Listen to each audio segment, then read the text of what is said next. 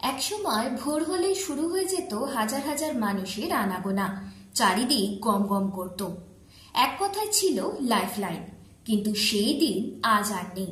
নেই সেই ব্যস্ততাও। শুধু পড়ে রয়েছে কাঠামোটা, তাতে খোদাই করা কয়েকটা অক্ষর, যার জায়গা হয়েছে গোয়াল ঘরে, যা আজও একাধিক স্মৃতি উস্কে দেয়।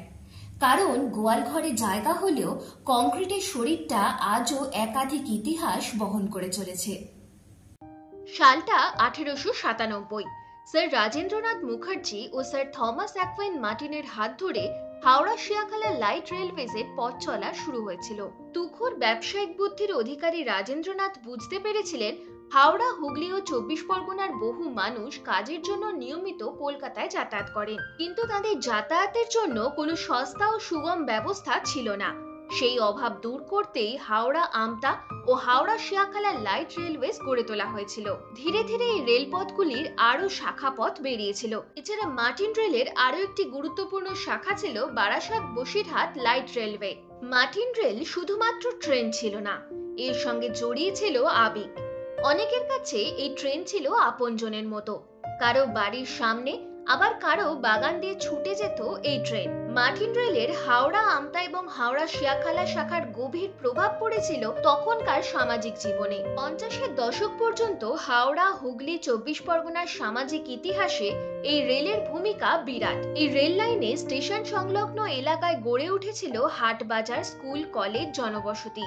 কৃষিজাত পণ্য এবং গ্রামীণ কুটির শিল্পে উৎপন্ন দ্রব্য খুব সহজেই এই ট্রেনে শহরে পৌঁছত। স্থানীয় বাসিন্দাদের জীবনের সঙ্গে ওতপ্রোতভাবে জড়িয়ে পড়েছিল এই ট্রেন। কিন্তু 60-এর দশকের শেষে মার্টিন রেলের হাওড়া আমতা এবং হাওড়া শিয়াখালা শাখায় কোম্পানির আর্থিক সমস্যা প্রকট হয়ে ওঠে। শ্রমিক অসন্তোষ ও ধর্মঘটের চাপে মার্টিন রেল কর্তৃপক্ষ 1971 সালে এই লাইনের সব ট্রেন বন্ধ করে দেয়। 2009 সালে হাওড়া শিয়াখালা লাইনটিকে ব্রডগেজ লাইন হিসেবে চালুর প্রস্তাব দেওয়া হয়েছিল, কিন্তু জমি ও রাজনৈতিক সমস্যার জেরে তা আর বাস্তবায়িত হয়নি। তবে মার্টিন রেল আজ আর সশরীরে না থাকলেও স্মৃতিতে তার অস্তিত্ব রয়ে গিয়েছে।